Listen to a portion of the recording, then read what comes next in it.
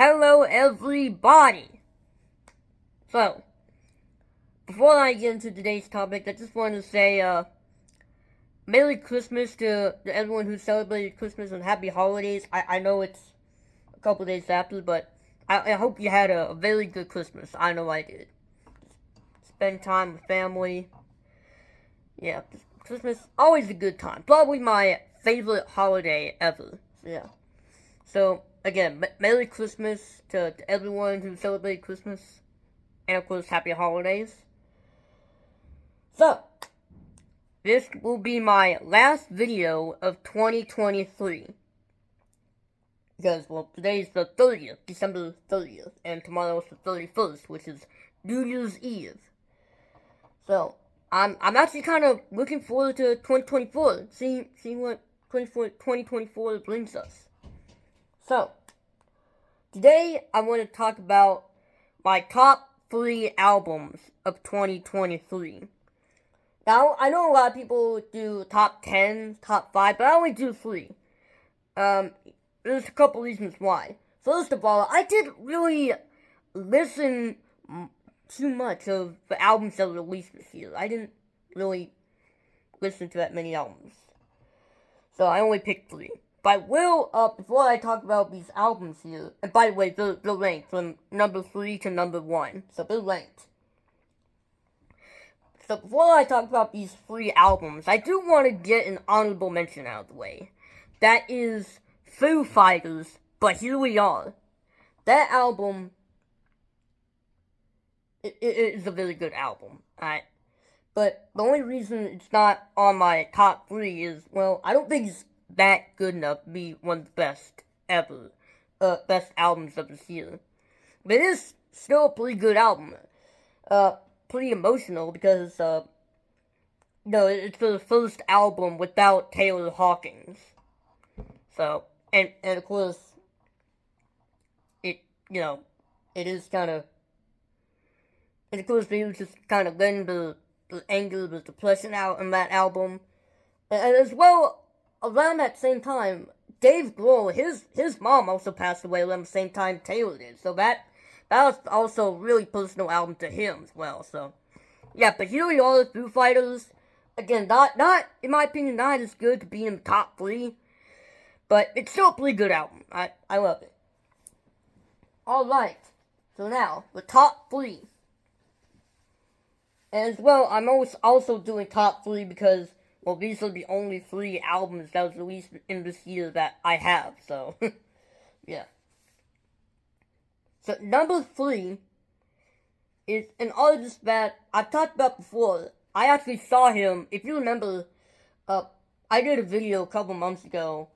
I actually saw this guy in concert.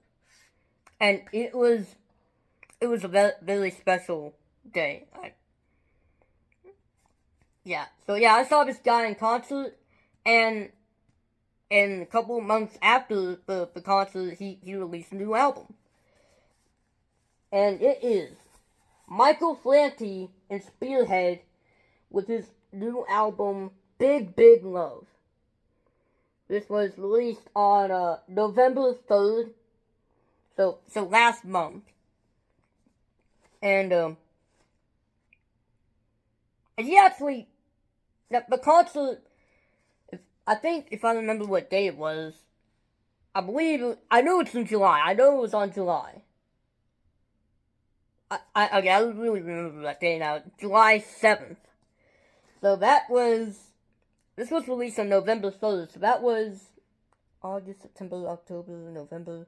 So that's been 4 months. And then after the concert, less than 4 months after the concert that I went to, he released this album, Big Big Love. And he actually, it was, again, less than 4 months before he released this, he actually played a few tunes from this album.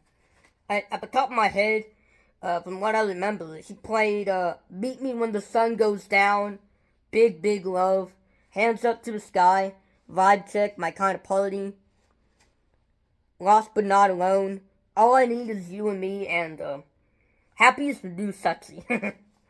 Happy is the new sexy. Yeah. And again, like I said, I saw this guy in concert, and he actually, again, those songs I mentioned, he played those at the concert that I went to. And, yeah, of course, he did mention, I remember vividly, he did mention that he had a new album coming out. But that was my first time hearing him, so I didn't know which songs were going to be on his new album, which ones were old songs, until I I checked them out. So that was actually, if you remember my video, my review of that concert, I said that was my first experience of hearing him. So, yeah. And this album, I also have his another one of his from last year called Follow Your Heart, which that's also pretty good. But I think this one might be his best yet. I think it might be his best album yet. And of course, I also got the chance to, after the concert ended, I actually got the chance to actually meet him. And I told him that the songs that he played, they were touching. They were very uplifting. That's what his songs were made to do. Just kind of uplift you. And yeah, there were a lot of uplifting songs in this album as well. Especially, there's a song in here that he played at the concert that I went to called Hands Up to the Sky. And I remember, before he played the song, he did mention that he wrote the song after his dad passed away from COVID. And this song, trust me, you have got to check that song out. Hands Up to the Sky. It's very, very, very beautiful. Probably my favorite song of his ever. It's really, really beautiful. Man, you need everyone watching this video, I highly recommend you to check out Michael Franti and Spearhead. I feel he's probably the most underrated artist in the world. You really need to check this guy out, man. He's very inspirational, he's nice. That's what his music is all about, just peace and love, and yeah, really good. Yeah, Michael Franti, big, big love. And like I said, this might be his best album yet.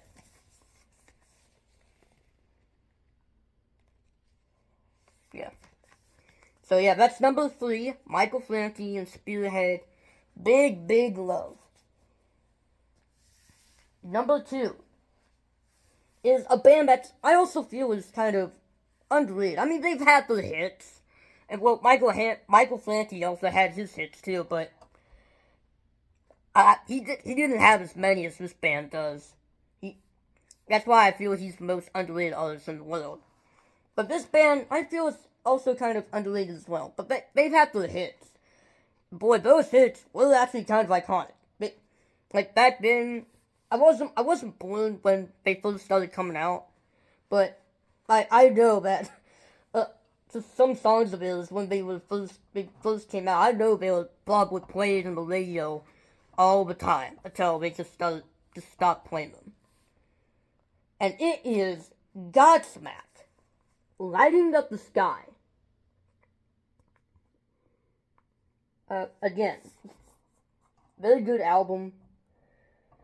Released on February 24th, so very, very early this year. So, yeah, Godsmack, Lighting Up the Sky. They did say that this could be their final album. Like, after this album, they would probably just pretty much be a legacy band. Just, yeah, they will still tour and everything, but they just won't make any more albums. Until they decide, hey, let's just do one more. And if this is true, if this really does turn out to be the final album, that, man, what a great send-off for them. I mean, and it was just like the Big, Big Love by Michael Franti. I think this album is also the best one yet as well. Again, I love the other albums, the self-titled album, Awake, Faceless, and even the one before this, When Legends Rise. is also pretty good. But this, I think this is where they reached the peak. I just really love this. Like I said, if this does turn out to be the final album before they break up, then wow, what a great send off for them. I mean, some songs on here really, especially the last song, Lighting Up the Sky, the title track. The very end actually has clips of some of the previous songs. That's how you end a career. Show clips of some of the previous songs. That's clever. That's clever. Especially at the very end, you can hear Sully Erna, the lead singer, say, "I'm not the one who's so far away," which is from a song that you might have heard called Voodoo. And that was a very iconic hit for them. Might have been played on the radio a few times, I'm sure. But yeah, other than that, I think Godsmack is pretty underrated. So yeah, again, another album I recommend you check out. Well, not just the album, the band itself. Like, just the band itself too. But you should listen to this album as well if you get the chance. Godsmack, Lighting Up the Sky.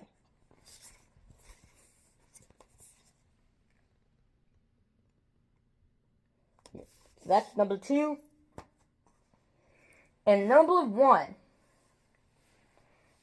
I know a lot of people, when it comes to talking about the best albums of 2023, yeah, there's always been a debate on which one's the best. And I rarely ever see this album come up. Well, I do, but it's not number 1, which, again, it's fine. We all have different opinions. We can't agree on everything. But I really feel this one really should be the best one. I don't know any other album that was released this year, anything like this album. Words cannot describe how, in my opinion, how awesome this album is. And I've heard a lot of people's opinions on this. A lot of people actually don't really like this album. And, that's fine. But for me, just for me, the number 1 album of 2023 is Metallica, 72 Seasons. Now, unlike the other two, I don't think this is the best album. But honestly, though, it actually kind of, it is actually kind of up there with the older ones, in my opinion. It actually kind of is. I probably would rank it in the top 5. I feel this is the best album since the Load and Reload years, actually. Yeah. I actually do kind of like Load and Reload. In fact, Reload is actually my favorite Metallica album, actually. Yeah. And I think this is the best album since Reload. And this has some of the best songwriting by James Hetfield and the other guys. Since, Reload, even though, like I said, that's my favorite Metallica album, some of the lyrics on that is kind of, it's kind of stupid. So, but, yeah, I think this has some of the best songwriting since, and Justice for All, actually. Some of the lyrics on here just kind of hit close to home. Yeah, 72 Seasons. The only thing I'm not really crazy about is the album cover. I kind of get it, but I don't know why. They kind of, again, 72 Seasons, as James has said when they announced the album. I remember when they announced the album. It was last year of November, around the end of November. They released Lux Eterna, which that surprised me, because it just came out of nowhere. It came out of freaking nowhere. I was like, huh? Metallica released a new song? They haven't released one in 6 years. Yeah. They take too long to release an album. Why? Why do they take so long to release an album? But anyways, Yeah, I remember when they announced this. And I saw the album cover, I was like, huh? But it does kind of make sense, though, because 17 Seasons, James Hetfield mentioned that it is supposed to represent the first 18 years of your life. And this is pretty much childhood memories, I guess. Like, especially that baby crib. You know, there's a lot of toys around it. Yeah. But I'm not really a fan of that album cover. I mean, it kind of continues in the back as well. Yeah, I always thought that it didn't really fit Metallica. I mean, look, this is especially a teddy bear right there. Like, that's not, I don't know. And also, isn't this the first album cover of theirs that does not have Metallica's name on it? I mean, you do have the M there. That's there. But it does not have the full name. It does not say Metallica. It's just the M. It does say it on the back. Yeah, it does say it on the back there. 17 Seasons Metallica. But, anyways. The only thing that matters is the music. I don't care about the album cover. I don't care one bit about the cover. It's the music that matters, in my opinion. So, yeah. I actually kind of do want to talk about the songs a little bit. I know I mentioned a few songs from the other albums, but this, again, to me, I feel this is the best album 2023. I mean, it starts off with 17 Seasons, the title track, and then you get Shadows Follow, and then you get Screaming Suicide, Sleepwalk My Life Away, You Must Burn, I'll remember when I first saw the track list, I thought You Must Burn would be like, I mean, the title sounds really, really angry. I mean, ain't no way is this gonna be a ballad. Ain't no way is this gonna be a ballad. It's so angry. I thought this might be like the flashiest song on the album. It's not. It isn't. I still wasn't disappointed though, because it is really, really heavy. Like, listen to that riff. Something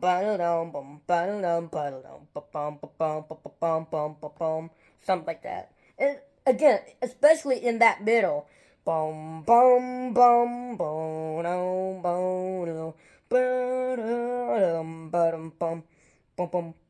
It honestly, it sounds like it came from freaking Kill 'Em All. Light the Lightning, among those albums. It sounded like it came from those. That's how. I know a lot of people complain of Metallica these days. Oh, they're not going back to the roots. They don't sound like themselves anymore. Well, you know, Metallica, the older days, they were like very thrash metal. And there's not really that much thrash in it, so I wouldn't really call it a thrash metal. But I still, even though, again, I wouldn't call it a thrash metal album, but I still think Metallica still does have some of the roots. I mean, again, some of these songs just kind of sound like came from freaking Kill 'Em All and Light the Lightning and stuff like that. Especially Luxy Turner. That riff sounds very, very similar to Hit the Lights. Which actually makes me wonder, because Hit the Lights is the first song from Kill 'Em All, which is the first album, so it's the first song ever, basically. So that makes me wonder, will this be the final album ever? Because I'm thinking, if some of the songs on this album kind of copy some riffs from the earlier albums, yeah, kind of call back to them, especially like what Godsmack did to the last song of that album, and they did mention that again, that this will be the final album. Metallica, they haven't said this will be the final album. I mean, no one really knows yet until they just out of the blue announced a farewell tour. Yeah, so let's see Turner. Just because of that one riff in there that kind of sounds like the interlude to Hit the Lights. Yeah, this actually might be the final album. anyways, going back to the songs, you got Cloud of Barbed Wire, which probably might be my least favorite, but even that song is excellent. So, yeah, this album has no filler whatsoever, in my opinion at least. Cloud of Barbed Wire, Chasing Light, If Darkness Had a Sun. Now, I know a lot of people, I remember when this was one of the songs that was released before the album came out. By the way, I didn't mention the release date. This album came out on April 14th. And again, for the song, Lusty Turner was released on November 28th, around the time of 2022. So I have to wait like freaking almost 5 months. Those 5 months were worth it, I tell you. They were worth it.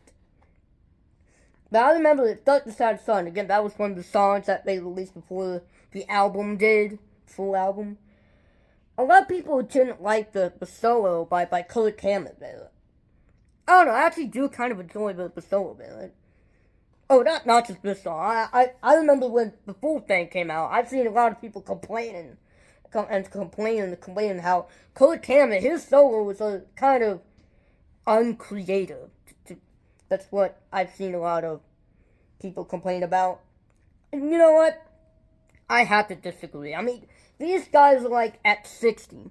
They are 60 years old, and they're still, in my opinion, they're still killing it. Yeah, and I think the solo, especially on If Darkness Had a Sun, kind of proves that they still got it. And then the last 3 songs, I think, are just at the peak of, like, the best 3-song run Metallica has ever had since, like, probably the last 3 songs on Reload. Romance, Lyric, Attitude, and Fixer, to be, respectively. So, last 3 songs on here, Too Far Gone, with the question mark, Room of Mirrors, and freaking emphasis on the freaking Inamorata. Yeah, that's how you end an album right there. That's how you end the best album of the whole year. Again, in my opinion. I know, again, there's some people that don't like this album, and again, that's okay. However, I will say this. If pretty much the only reasons you don't like it is because it does not sound like the older days, I'm sorry, but you're gonna have to grow up. You're gonna have to grow up. Metallica would never make another Master of Puppets. They will never make another Injustice for All. Those days are over. So you need to kind of know that. So yeah, I'm sorry. You're gonna have to grow up if that's pretty much the only reason you hate this album. Yeah. Yeah. And yeah, my favorite song of this album is definitely the last song, Inamorata. That song is 11 minutes long. This is like the longest song to date. Not counting Lulu. I know there's plenty of songs about album that are longer than Inamorata, but we don't talk about Lulu, so get that out of here. So yeah, Inamorata, the longest song to date. And will they make a song that's longer? Will they make a 20-minute song? I hope not. Honestly, I hope not. But Inamorata, though, that is... So, I honestly thought I wasn't going to like this because Metallica, they never really... Besides, again, Lulu, they never really made a song that goes beyond 10 minutes. So, I was thinking... I know, again... Like, a lot of prog bands, they like doing songs over 10 minutes. They are usually pretty good at that. But Metallica, bands like Metallica, who've never done that before, I thought, I don't know if I like the song or not. Turns out, again, for me, it's the best song on the whole thing. It's kind of groovy, like, especially that riff. Boom, boom, ba-dum, boom, bum, bum, bum, bum, bum, ba-dum, bum. But it's very groovy. It kind of makes me want to vibe to it. And then there's that interlude.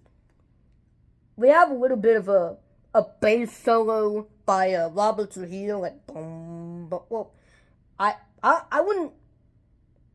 It's probably not a bass solo. It's just probably just a little. It's probably just doodling or something. I don't know. Might be a solo. But anyway, I'm pretty sure, if you've heard the album, I'm pretty sure you know what I'm talking about. Well, it's just the the bass, and of course, Lars in the background, on that cymbal. And then, out of the blue, you hear some clean guitar. And that's the first time we have ever heard clean guitar on the album. Just bum, bum, bum, bum, bum. And honestly, it is very, very beautiful. And then, here's freaking James, just making you want to cry with his vocals, man. Just singing the chorus in a very, very soft tone. And then after that section ends, you get the freaking one of the best harmonies Metallica's ever had. Like guitar harmonies. But I always remember the first time I heard this. I was freaking speechless. What a great way to end this album. And of course, there is a bit of studio chatter and some of the end of the songs. But I think the one that stands out is the end of Inamorata. After the music ends, the song ends, you can hear the band saying, "Oh, that's the best one." Buddy, I don't blame you one bit. It really is. Again, in my opinion, it's the best song on the album. Yeah, that was the best one. The best button. The best button. Yeah. So, again, in my opinion, the #1 album of the year, Metallica 72 Seasons. I will mention one more thing. I do like, even though I don't like the cover that much, I do kind of like the gatefold, where it has, it's cut out of the numbers 7 and 2, 72. And you have the sleeves record, you have, of course, it's front and back. Like, this one's Kirk, I believe Kirk and James. This one is, the ones that's showing us right now, it's Robert, I believe, yeah, Robert. And then the other side is Lars. I always thought that was kind of nice. Thankfully, we do get something nice for the cover art, after all. But anyways, like I said, it's the music that matters for me, not the album cover. So, again, once again, I think this is the best album of 2023. And again, this should be the final album. And right now, it's not, because they're still going on tour. They still got like couple more legs of the M72 World Tour. And then they'll probably announce more tours in 2025 or something. I don't know. But anyways, yeah, like I said, my favorite album of 2023. Again, could this be the final album? Probably. And if it does turn out to be the final album, what a great way to send off. Again, I don't think this is the best album, not by a long shot, but it is definitely up there with the older albums, in my opinion. I freaking love this. And before I ended, I don't know what happened, but anyways, before I end the video, I do want to say that, also kind of going on a little rant here about the people that complain about this album. Again, I've already talked about before earlier saying if you hate this album just because it's not another Master of Puppets or And Justice for All, that's your fault. They'll never make another one of those. But I also do have a problem with people complaining about how this album is too long. Buddy, all of the albums are long. Where have you been? I mean, yeah, they made longer albums. They didn't start, hour-long albums until, And Justice for All. But albums before that were, around 40 to 50 minutes. Not too long. Just about the average length. Still kind of long, though, because... But still, they didn't make hour-long albums until, And Justice for All, which is, the first album over 60 minutes. And then they started, around Load and Reload, they started to go longer, 70 minutes. And by the way, in case you didn't know, Load is actually the longest album. No, not counting Garage Inc. or, again, Lulu. We don't talk about Lulu. But, yeah, they started making 70-minute albums, but from Load and then on. I do kind of get that this kind of get old a little bit, but just understand that all of the albums are on. So next time, if the next album is around the same length as this, don't complain. It's just another average 70-minute Metallica album. So anyway, yeah, that's it. That's about all I have to say. Again, #1 album for me. Yeah, #1, 72 Seasons. Let me go on recap here. Yeah, #1, that's 72 Seasons. #2, Godsmack, Lighting Up the Sky. And #3, Michael Franti and Spearhead, Big, Big Love. Hopefully I get to see this guy in concert again. Yeah. So yeah, those are my top 3 albums of 2023. So, let me know your thoughts on these albums if you heard them all. What are some of your favorite albums of 2023? And what are you looking forward to? There are already a few albums that I'm already looking forward to in 2024. That is Green Day's Saviors, Bruce Dickinson, his new solo album, The Mandrake Project, and Judas Priest, Invincible Shield. Had to think for a moment there. So yeah, what are some of your favorite albums of 2023, and what albums are you looking forward to in 2024? Let me know in the comment section. So yeah, that's it. Thanks for watching.